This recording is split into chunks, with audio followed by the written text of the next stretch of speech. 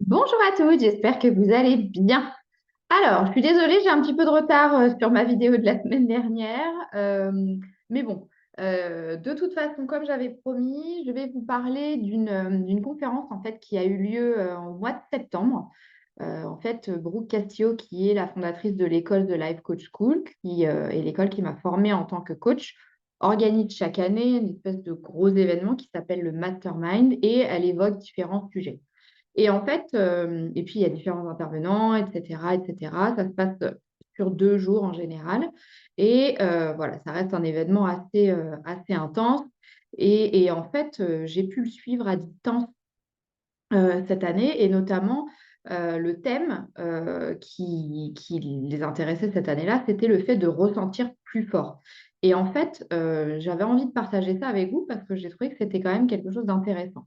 Donc la question c'est à quoi ça correspond, le fait de ressentir plus fort, pourquoi est-ce qu'il faut le faire, et puis comment on peut le mettre en place dans notre vie et ce que ça va nous apporter.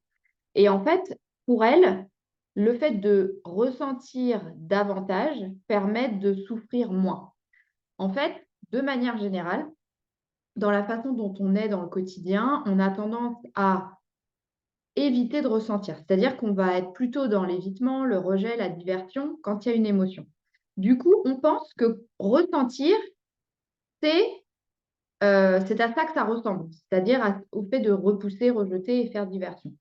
Or, si on est ouvert à tout type d'émotions, qu'on est prêt à les ressentir, en fait, l'idée, c'est d'expérimenter de façon intentionnelle toute la palette des émotions pour avoir une vision plus claire de l'essence de la vie, si je puis dire, et de notre potentiel. Et l'idée derrière tout ça, derrière le fait de s'exposer volontairement à différents types d'émotions, c'est aussi d'apprendre à se connaître, de voir un petit peu comment on peut réagir dans différentes situations.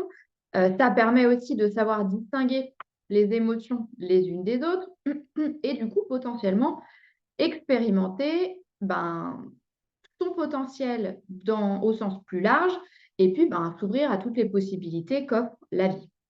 Donc, comme je le disais, nous, on a tendance à éviter de ressentir quoi que ce soit parce qu'on a peur de ressentir quelque chose. C'est-à-dire qu'on se cache parfois de notre propre existence parce qu'on a peur des conséquences de l'émotion sur nous. Donc, on a tendance à choisir la sécurité, on suit la norme, on se conforme à ce qu'on attend, entre guillemets, de nous, on se rallie pardon, à la vie générale et on va tout faire pour ne pas déplaire, ne pas trop attirer l'attention, on évite les désaccords, on ne s'expose pas du coup au pire qui puisse arriver et on veut surtout rester des bonnes personnes pour ne pas se sentir mal.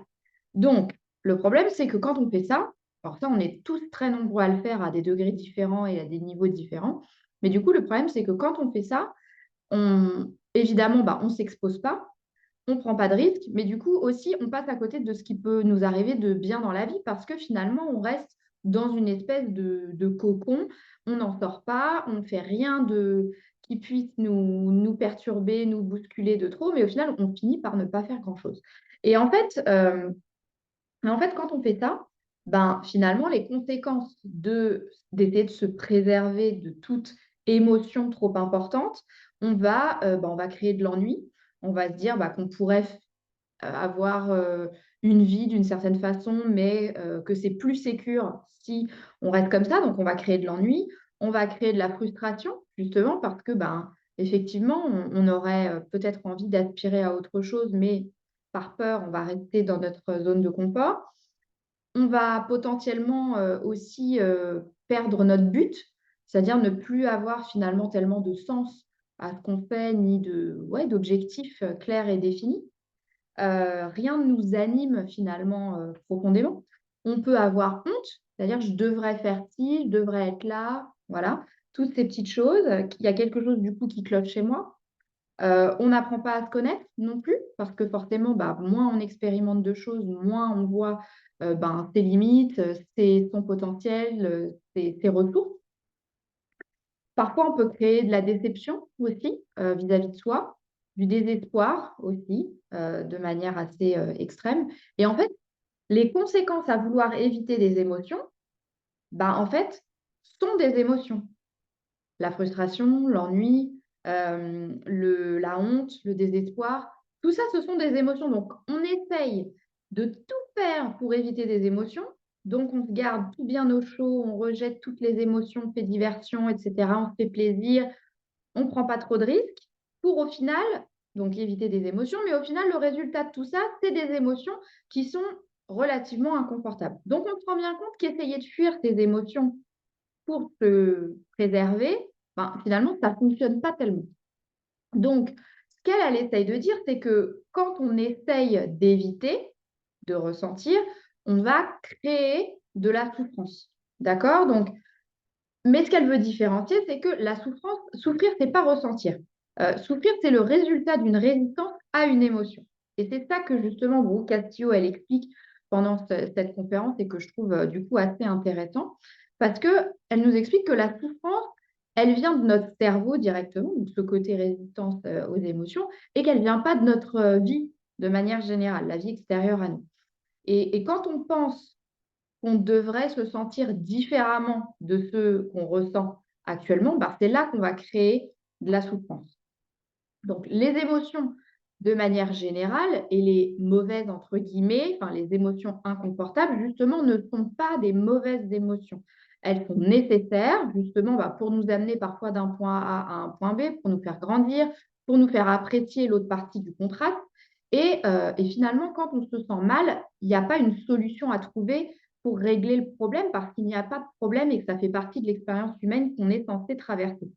Et donc, euh, et donc, tant pis si aux yeux du monde, on apparaît plus sensible, tant pis si finalement des choses imprévues, parfois négatives, nous arrivent dans la vie, ben, finalement, c'est aussi plutôt une opportunité pour nous de changer, de grandir, d'évoluer, d'apprendre, comme je le disais, à nous connaître et à développer notre potentiel. Et en fait, quand on lutte contre ça, quand on se bat contre ben, déjà les choses qu'on ne peut pas contrôler, par exemple, ou quand on se bat contre la vie, si je peux dire, ou les choses de la vie qui nous arrivent, et ben, en fait, c'est comme ça qu'on va créer de la souffrance.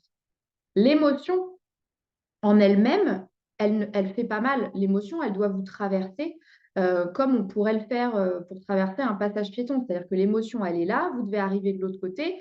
Au milieu, bah, ça peut peut-être nécessiter une certaine vigilance, un certain inconfort parfois, mais c'est juste un passage et c'est pas quelque chose de figé et ça vous permet en général de passer d'un état à un autre et de progresser au milieu, de vous être connu davantage aussi. Et ce qu'il faut rappeler, et ce qu'elle rappelle très bien pendant cette conférence, c'est que de toute façon, on va souffrir et être dans l'inconfort 50% du temps, parce que je crois que vous vous en rappellerez, mais la vie est un 50-50, hein, on est censé être 50% du temps dans des émotions plutôt inconfortables et 50% du temps dans des émotions agréables. Or, si on est 50% déjà dans le négatif et que les 50 autres pourcents, on les passe à rejeter le positif potentiellement pour éviter de ressentir quoi que ce soit, bah en fait, on est dans du 100% négatif parce que vous avez la souffrance d'un côté à rejeter l'émotion et ben, la partie de la médaille qui est moins sympa et qui arrive à tout le monde dans la vie parce que c'est comme ça que ça fonctionne. Donc, on n'a pas besoin de se battre contre ces émotions, il faut les laisser nous traverser, être prêt à les ressentir plus fort pour justement, du coup, pouvoir profiter de l'autre moitié davantage et puis s'éviter une souffrance complètement inutile.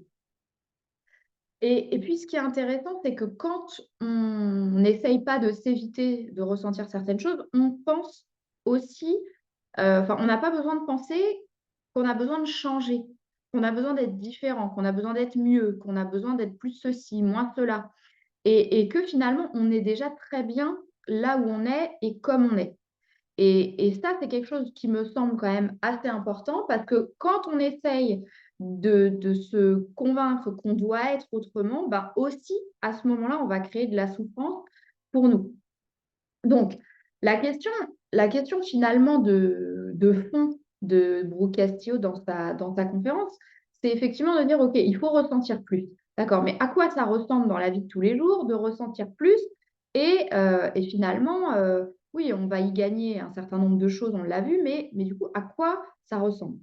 Et en fait, elle, du coup, ce qu'elle dit, c'est qu'il faut pratiquer les émotions et devenir si doué que même les émotions négatives qui vont nous traverser ne seront pas difficiles à ressentir. Et ça, pour elle, c'est ce qu'elle appelle la force émotionnelle. Et la force émotionnelle, elle explique que ce n'est pas de fuir les émotions négatives, que ce n'est pas d'avoir moins d'émotions, que ce n'est pas non plus d'essayer de tout contrôler pour éviter les émotions négatives, que ce n'est pas d'être froid, insensible ou indifférent à nos émotions, que ce n'est pas non plus être, être bon au fait de combattre ses émotions, parce que de toute façon, on perd 100% du temps, et parce que les émotions reviennent et que le message de toute façon sera partagé et sera diffusé à un niveau différent et probablement d'ailleurs à une intensité plus importante. Ce n'est pas non plus surréagir et surjouer l'émotion. Ce n'est pas non plus sauter sur une pensée pour faire diversion. Alors, moi, ce que je vous explique en général en coaching, c'est que effectivement, changer ses émotions permet de changer son état émotionnel pour, en général, se mettre en action vers un objectif. En revanche, utiliser ces pensées comme des diversions ne va pas régler votre problème. Il faut d'abord accepter l'émotion qui est générée par ce que vous pensez actuellement avant de commencer à penser autre chose. C'est vraiment un passage obligé. Et du coup, ce qu'elle explique, c'est que quand on n'est pas dans l'évitement de ces différentes choses, on développe sa force émotionnelle. Donc, on comprend ce qu'est une émotion. Ensuite, on sait ce qui crée nos émotions, donc nos pensées et non pas nos circonstances de vie. On se connecte facilement à son corps pour identifier ce qui se passe pour nous et différencier les différents niveaux d'émotions. On n'utilise pas les émotions contre nous-mêmes ou contre les autres. On est capable, du coup, de rester, comme je disais, à ressentir plutôt que de céder à la diversion. Alors que ce soit la fameuse pensée qui fait changer l'état émotionnel, que ce soit aller ouvrir votre frigo, que ce soit scroller sur Instagram, finir sur YouTube ou sur Netflix, que ce soit aller lancer une machine ou lancer un grand ménage de printemps pour éviter de ressentir, c'est pas du tout ça. C'est vraiment justement être capable de s'asseoir dans cette émotion, d'observer avec curiosité ce qui se passe dans notre corps, et puis du coup d'être capable d'embrasser tous les types d'émotions. Et du coup, ben, ça vous permet d'expérimenter la vie dans son entièreté, dans sa globalité, Heu et du coup, ben, c'est en ça que vous tentez plus de choses, donc vous avez plus de succès. Alors il y a plus d'échecs aussi, hein, mais potentiellement l'échec, vous allez réussir à mieux le vivre parce que vous allez l'expérimenter pleinement et en tirer des leçons pour continuer d'avancer et vous allez vous ouvrir à un panel de possibilités bien plus large, vous connaître hyper bien, ce qui évidemment est une force et qui nous permet de décider où on a envie d'aller aussi. Donc, pour développer sa capacité à ressentir, il faut plus d'émotions, plus souvent. Et si vous n'avez pas beaucoup d'émotions à ressentir dans votre vie, ce qu'elle explique, c'est que dans ce cas-là, votre vie n'est pas assez grande et que vous vous cachez probablement quelque part par peur de ressentir quelque chose. Donc, la question de se dire, c'est à côté de quoi est-ce qu'on peut passer? Qu'est-ce qu'on peut manquer par peur de ressentir une émotion inconfortable? Et du coup, à quoi est-ce qu'on se ferme potentiellement quand on évite de ressentir les émotions? Et contrairement à ce qu'on croit, ressentir n'est pas fatigant parce que vous traversez un état. En général, j'ai entendu dire, là, il y a très récemment que, une émotion, réellement, le pic de l'émotion dans notre corps, c'est 90 secondes et que le reste du temps, c'est tout ce qu'on pense de cette émotion, qui va créer potentiellement une souffrance plus importante. Donc ça reste vraiment quelque chose de passager et du coup, c'est pas ressentir qui est épuisant, c'est souffrir qui est épuisant, d'accord? Donc parce que quand vous êtes en train de repousser l'émotion, d'éviter et cetera, c'est vraiment la sensation de repousser un ballon de volley, par exemple, sous l'eau, indéfiniment et en fait, plus vous poussez, plus vous poussez, plus vous poussez, ben, plus ça fait mal et à un moment donné, au moment où ça sort, bah, évidemment, là, c'est assez impressionnant et votre émotion, va être potentiellement plus inconfortable encore que si vous l'aviez tout simplement laissé vous traverser.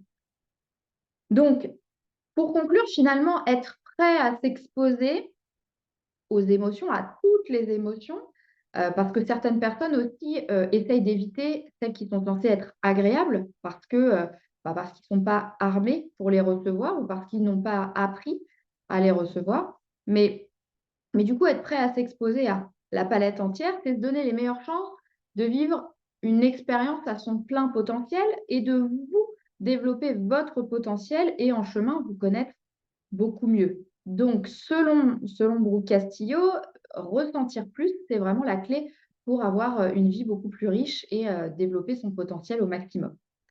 Donc, moi, j'avais envie de vous partager ça parce que je trouvais que c'était assez intéressant et puis qu'on peut tous s'y retrouver à différents niveaux.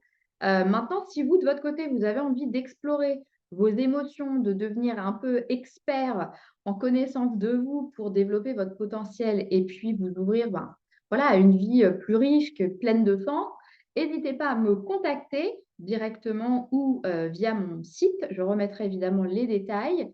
Moi, je serais ravie de vous accompagner à le faire. C'est un chemin qui est assez fascinant quand on se donne, enfin, quand on tente de se mettre sur le chemin de ce projet-là. Et c'est vraiment chouette de vous accompagner à le faire. Donc, n'hésitez pas à faire appel à moi. C'est encore une fois, hein, il y a un slogan de meubles qui, je trouve, se prête bien à la situation, qui dit en gros, faites-le vous-même, mais pas tout seul.